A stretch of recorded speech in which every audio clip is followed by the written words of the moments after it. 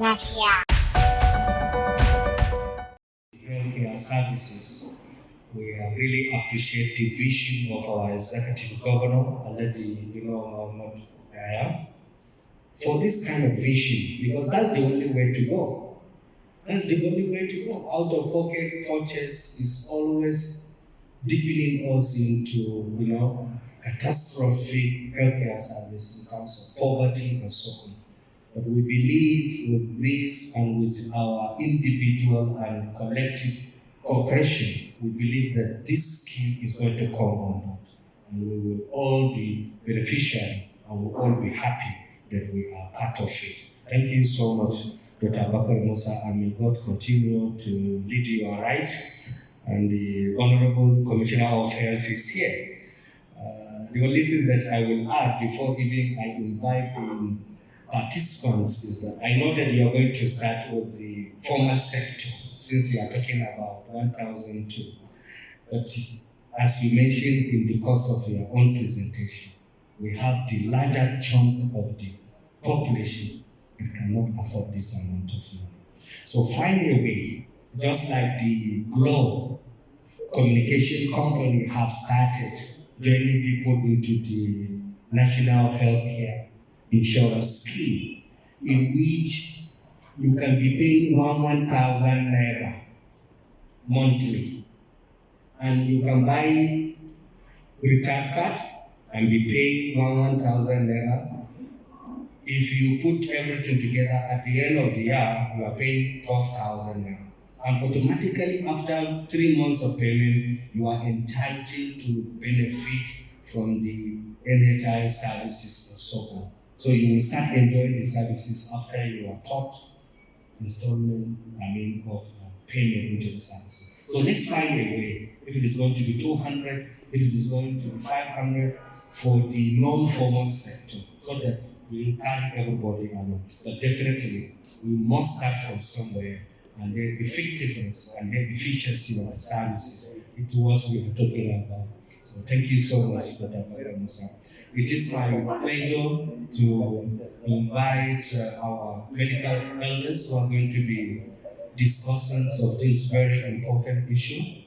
Dr. Mohammed Isa Umar, who is a former Director of Hospital Services, former Commissioner of Health, CEO of Doma Hospital, Gombe, CEO of Doma Healthcare, and now presently also the Chairman of the State Health Insurance Scheme. So you are most welcome to the high table for the discussion. The second discussion is Alhaji Seidu Abubakar, who is the former head of Nursing Services of Federal Teaching Hospital Gombe, Deputy Director of Nursing Services, and also currently the Chairman, Governing Council of College of Nursing and Midwifery of Gombe State. Sir, you are welcome to the high table.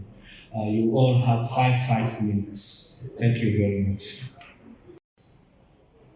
The Honorable Commissioner, Minister of Health, elders,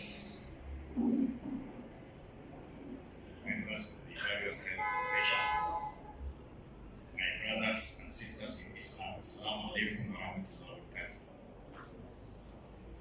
It will appear as if we have had enough discussions on the issue of health financing in just these 2 hours or so.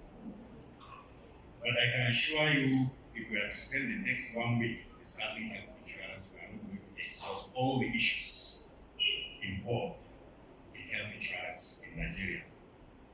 I'm sure some elders here will remember that before NHIs came into being in 1999, as was mentioned by the past speaker, the memo for the establishment of a health insurance in this country kept on appearing in the agenda for the National Council of Health for more than 10 years. Almost every year there will be discussions on health insurance. And it was until 1999 that the Act was formulated and approved for implementation in the country. So is an issue that is very, very important. We all agree that the way forward for humanity in general is to be able to achieve universal health coverage. And one of the key pathways to achieving universal health coverage in any country is through a prepaid mechanism. You can call it whatever you want, either a health insurance or a contributory health scheme. And why it is important, of course, is, as has already been enlightened by previous speakers, to improve accessibility to healthcare services. We have done a lot. If we have to come back to Gombe State, in terms of physical accessibility, the elders here again will remember that when we came as a state, there were slightly more than 100 primary healthcare centers in our state, and only 7 secondary healthcare institutions. Today, we have more than 300 primary healthcare facilities spread across 114 wards in the state, meaning we have an average of 2 to 3 healthcare facilities per ward. That is an effort to address physical accessibility. But in providing these facilities, of course, other companies that will ensure quality of service must also be addressed. And all successive governments in the state have been trying to address those issues. Issues to do with personnel, to do with supply of drugs and other hospital consumables, and to provide all other services that will ensure effective functioning of these healthcare facilities. The only area that is problematic in Nigeria and in Gambia is financing. How do we make it more easily accessible for citizens of this country to access healthcare services? And the general consensus is to have a prepaid mechanism. At the national level, that was why the NHIs came into being. But the limitations of the NHIs have already been highlighted. If in 20 years only about 5% of the population is covered, then definitely that is not a path to achieving universal health coverage. And that necessitated the creation of state contributory health schemes. And each state will now design its programs that will suit the population that it is serving. And therefore, it has already been highlighted by the Executive Secretary in the state, various programs will be formulated to address the different segments of our society. Some discussants also made mention of groups that seem to be left out of the NHI's programs, like victims of gender-based violence, like drug abuse victims, like the aged people above the age of 60 years, probably after their civil service career they retire. I can assure you, in the various programs that are being designed for the contributory health scheme, all these groups and many more will be addressed. Because the aim is to make sure that more than 90%, if not 100% of citizens of the state benefit from one type of program or another. And that is why, particularly for those above 60 years, even on the board of the contributory health scheme, we have a representative of the pension commission of the state to represent the interests of pensioners in the state. So this has become very, very necessary because the economic situation of the country, of the world generally is bad, of Nigeria is bad. We have been told recently that Nigeria is in recession. We have also been told that we have just come out of recession. Normally when a country goes into recession, the middle class and the lower class of the population will naturally also go into recession. It's just the top class, maybe top 100 and 10% of the population that will still be doing well. And in a situation where we are faced with hard economic conditions, there is general inflation. Food items have gone up. Every other thing of life has gone up. And therefore, definitely, healthcare services will also go up. The price of healthcare services will go up.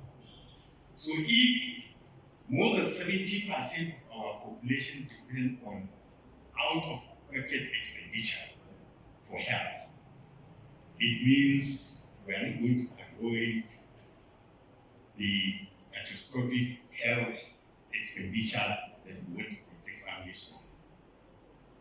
The only way to go about it is to have these prepaid arrangements that will ensure that we pool our resources together and we pool our health risk also together and address them rather than treating people on an individual basis. So,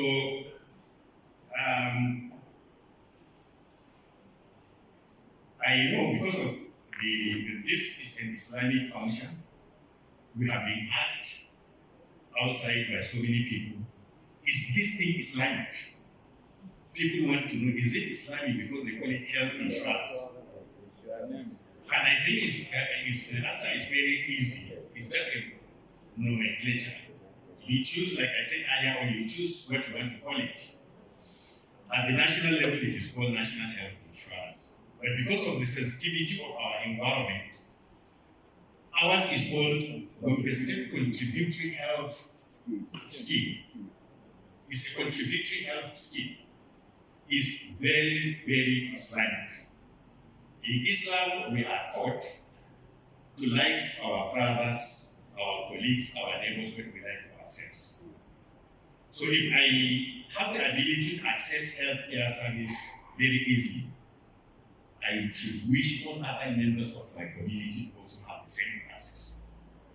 So whatever I can do in terms of contribution to make sure that these other people in the community also have access, I think I'm also doing service to Islam. The other thing is, like the executive secretary said, it is going to be based, particularly for the formal sector, it is going to be based on income. It's income based. 4% of income for a level 16 officer and for a level 1 officer. The difference is a lot. 4% of level 1 and 4% of level 16. The difference is a lot. But you register the same number of people.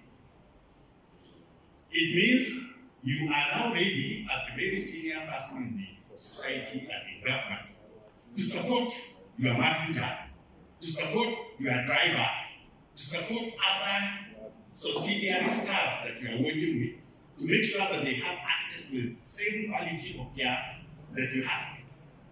That is Islamic. So, if there is anything, it's just a misunderstanding.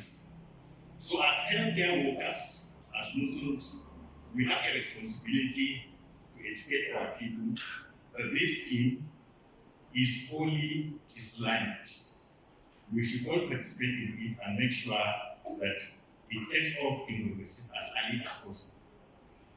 We have very good examples. Those of you, there are some of you that are already enjoying it because they are federal citizens. You know the beauty of it. Our other colleagues should also enjoy the same thing. And then we now go down with other programs in the general community to make sure that every citizen of the state also enjoys it. If we do that, I am sure we'll be doing a lot of service to our religion and a lot of service to our state.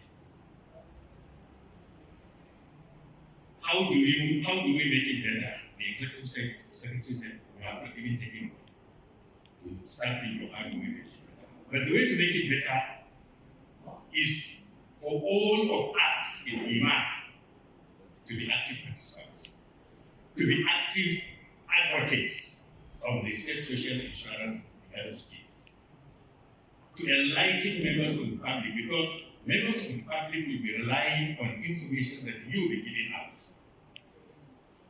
The agency can avail you with flyers and pamphlets that will explain all the programs for you to be equipped with information that will carry the larger society. So I want to call on all of us to give our continued cooperation and understanding and participate in our individual ways and as a body, as Iman, to help this young agency to take off immediately for the benefit of the people of the state. Thank you very much. أعوذ بالله من الشيطان الرجيم بسم الله الرحمن الرحيم السلام عليكم يا جماعة المسلمين. Much has been said regarding Gombe State Health Insurance Scheme by the presenter as well as my colleague here on the high table. I think we might not need to repeat so much that they have said, but just to draw little attention or lay some little emphasis on some part of the presentation.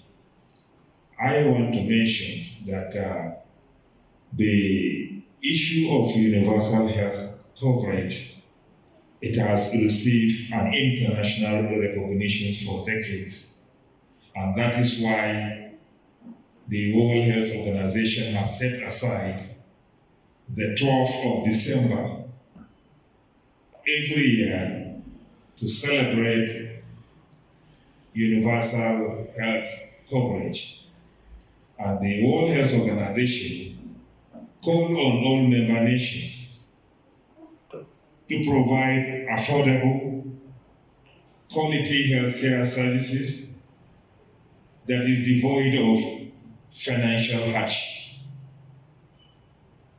Having mentioned this, it is also pertinent that we appreciate the government of Gombe State for this initiative and for this wisdom to think of providing healthcare services to the people of Gombe State that has quality and that it is affordable. Just as it has been mentioned, when these are seen the light of the day, we will go a long way in becoming our brothers and sisters keepers. Those that are at the higher social class, by this, the definition of this, will be supporting those in the lower class.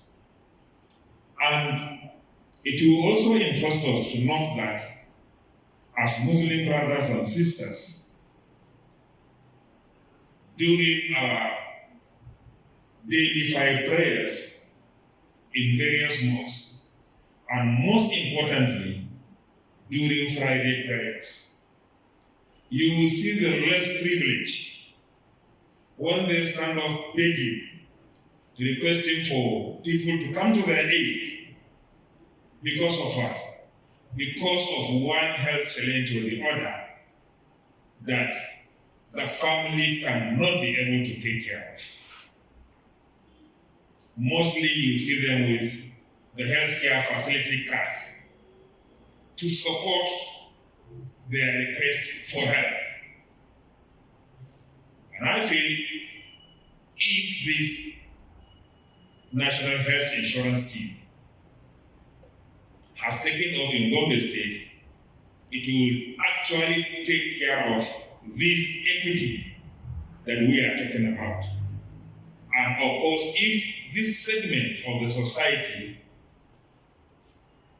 their health issues is addressed, I think the government of Gombe State, not only the government of Gombe State, but those that will be contributing toward this healthcare, will definitely have rewards before Allah.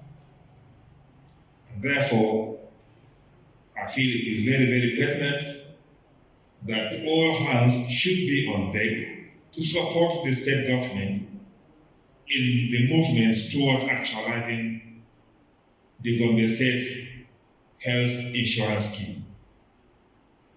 I want to appreciate the organizers of this program for giving us the opportunity to make little contribution in this topic. Thank you very much.